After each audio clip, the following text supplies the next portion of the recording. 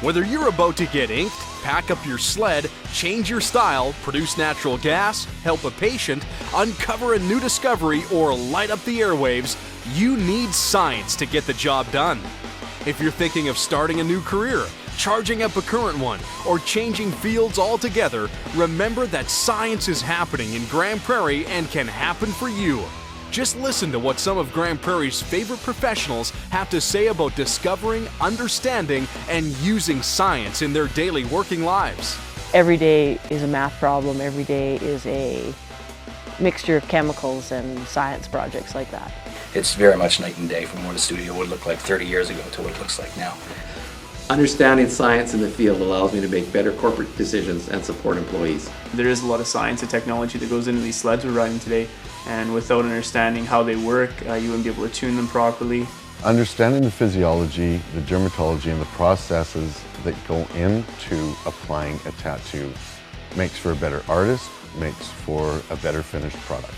The science and the technology of the equipment that controls and operates the plant are so advanced. It requires special people to look after those types of equipment. Choosing a career in science. I chose this job because I was in computers for a while, and I worked at a place where I upgraded their network for them, and it happened to be a radio station. I was painting in one of the tattoo shops. One of the tattoo guys here in town had convinced me to pick up a tattoo machine. I chose to work in this field because it's hands-on. It's in the field. I can get dirty, and I'm not stuck in an office every day. 11 years ago, back in South Africa, I was active in sports. I played rugby, I was active in kickboxing and played golf, and I wanted to give something back to the people. I chose this career because I want to make people feel good. I chose the industry because it seemed like a diverse place to work. It seemed like there's always things going on, and it seemed innovative at the time. It seemed like people were able to think for themselves and come up with ideas that would help produce oil and gas, and that challenged me. I fluked out.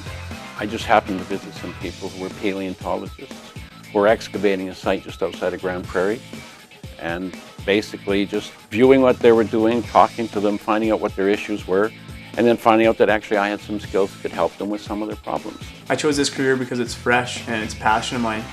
Every year I'm being pushed by my snowmobile, it seems like, to try and keep up to the new technology, and that's constantly exciting me. I was a secretary at the college in Grande Prairie for about 7 years, and I've seen students coming in and 8 months later having an awesome job, and I just wanted something more challenging for myself and thought maybe I would be able to do this. Using science and technology to get the job done.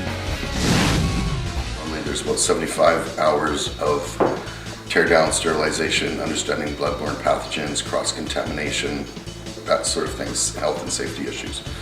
Then you actually start getting into techniques, learning what the different inks, skin textures, needles do, how to best apply a tattoo in different situations. A lot of grapefruits, pig skin, etc. And that's generally about 100 hours, 150 hours of practice. Training as an extreme snowmobiler is quite a bit different than a lot of other industries. I've been snowmobiling since I was 5, and every year you hop on a new machine and it seems like your limits are pushed that much further, and you just have to readjust again and again, and it's never ending. Technology is constantly changing in the industry, and you're constantly readjusting and retraining yourself. Joined the Industrial Instrumentation Technology program at SAIT. After 2 years of the program, graduated with an Industrial Instrumentation diploma. I then worked in the field as an instrument mechanic. 2 years following my field experience, I became a journeyman instrument mechanic and worked in that facet for approximately 8.5 to 9 years. I actually took a year of upgrading for math and physics, and then I took the power engineering program at the college it took 8 months, and I was employed. In South Africa, you have to be a family physician first, so that takes 8 years of training. And after my training, I was a family physician for 6 years, and then I had to specialize for another 5 years in ophthalmology to become an eye surgeon. I earned a master's degree in geology back in Hungary. I moved to Canada shortly after finishing my degree and started a family here. I stayed home with my 3 children for about 15 years, and then when I saw this opportunity to become involved in paleontology, I saw the evening course being advertised about dinosaurs. I jumped on the opportunity. I went 2 years at Columbia Broadcasting School, that's in Vancouver on Broadway, and basically in 2 years you learn everything from copywriting to running boards to running wires to your equipment and everything else. But back then, I mean, everything's changed. Every 5 years it seems to be changing in the industry.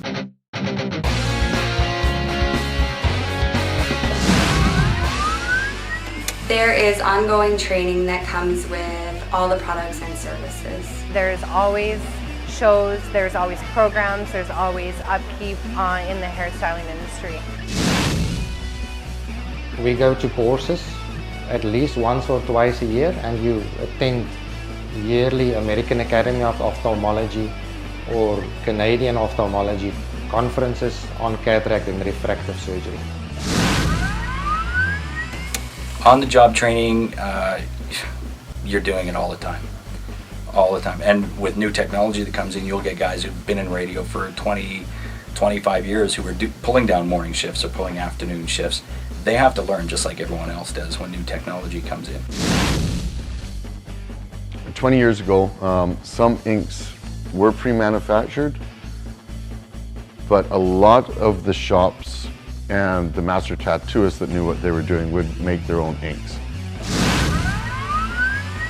The technology changes on a day-to-day basis, and the gas that we might not have been able to retrieve 15 years ago, we now have the technology to do so now. For you people who want to understand what an inks mechanic does and what the technology, how far the technology is advanced, it's like playing an Atari game or a Nintendo game, and now in today's world, you're now playing a more advanced Xbox or Wii game. That's what happens in our business, is the technology advances so quickly. We need the people, the personnel, to be able to understand the science and be able to work those processes in the plant. This city rocks! Grande Prairie was ranked 3rd in the country for entrepreneurial spirit by the Canadian Federation of Independent Business. New developments from 2007 through 2009 are well over $1 billion. Deemed one of the fastest growing cities in Alberta, the city of Grande Prairie's population is increasing at an average annual growth of 5.33%. Due to the diversity of the area's economy and the resulting number of economic activities, the region has evolved a highly trained and diversified workforce. Grande Prairie has room to grow. The average age of residents is 29 years, compared to the average Alberta age of 36 years. Money Sense magazine ranked 108 Canadian communities on economic diversity, median house prices, median family income, population growth, unemployment rate, weather, and leisure. Grande Prairie rated 4th overall. The area's economy is expected to continue to grow substantially over the next 5 years, with employment opportunities increasing accordingly. So remember, if you're thinking of starting a new career, charging up a current one, or changing fields altogether, science is happening in Grande Prairie and can happen for you. For more information, visit www.sciencehappenshere.com. Science Happens Here, proudly presented by the Science Alberta Foundation and the Suncor Energy Foundation.